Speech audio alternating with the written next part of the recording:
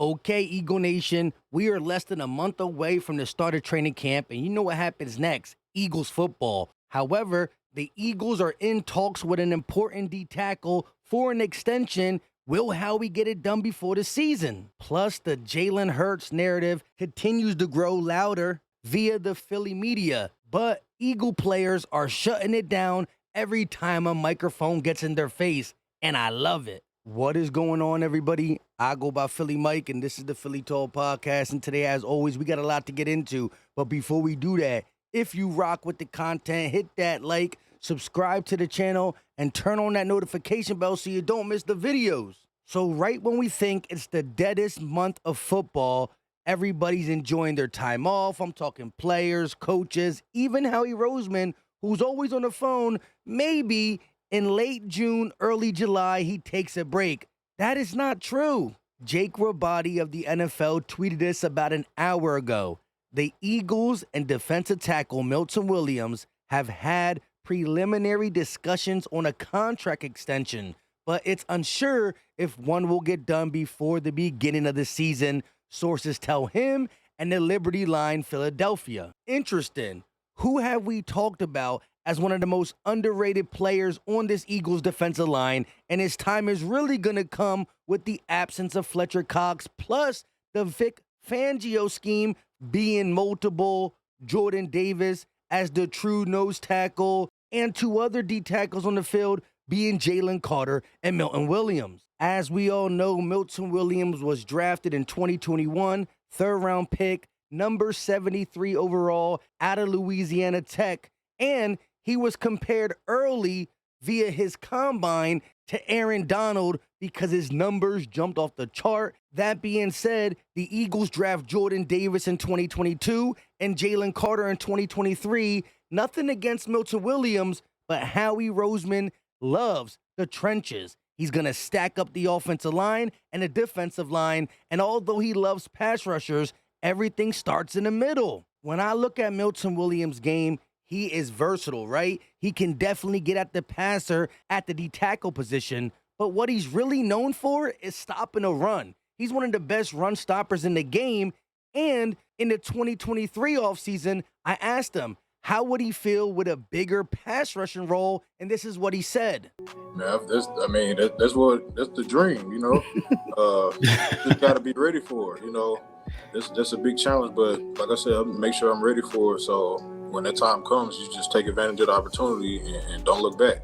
Well, in Fangio's defense, without Fletch being Jalen, Jordan, and Milton, he's going to get the opportunity to not just stop the run, but get at the passer. And I believe he's going to have a big, big year. This is why if the Eagles are having preliminary discussions on the contract, it should get done before the season. I know Howie Roseman has spent a lot of money extending so many Eagles, but if you let Milton Williams play on the last year of his deal, because he wasn't a first-round pick, he don't get a fifth-year option, he's going to ball out. And the D tackle room itself across the NFL is getting paid.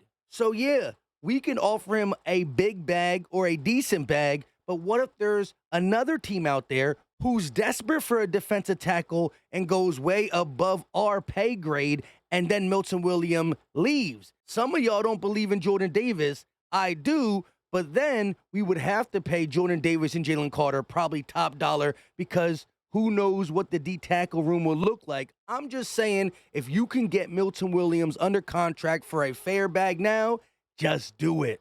If anybody can, it's Howie Roseman.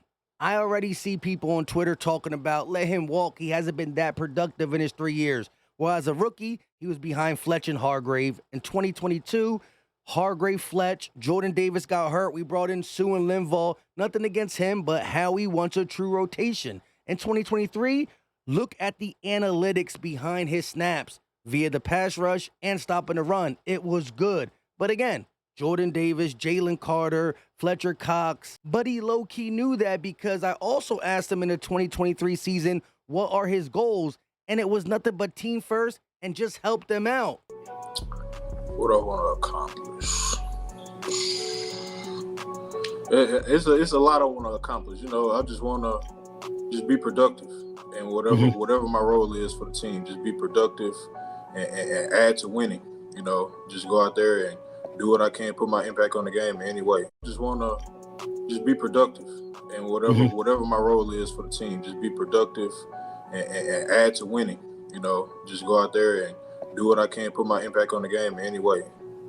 Now, with Fletch out, him being D tackle 3, maybe D tackle 2 in certain responsibilities, 3rd and long, because although I think Jordan Davis can be a pass rusher, Milton Williams is probably the better pass rusher. So he's about to have the most PT, and I think he's going to shock a lot of people and make a lot of people proud, including Fletcher Cox. Again, I still like the rotation pieces behind him and Marlon T, Ojomo, Gabe Hall, the UDFA out of Baylor, who I am high on making a team and having a legit role in the 2024 season, because he's also a monster who can stop the run and stop the passer at a legit level. He's supposed to be drafted in the 4th or 5th. I don't know how he went undrafted, but lucky us.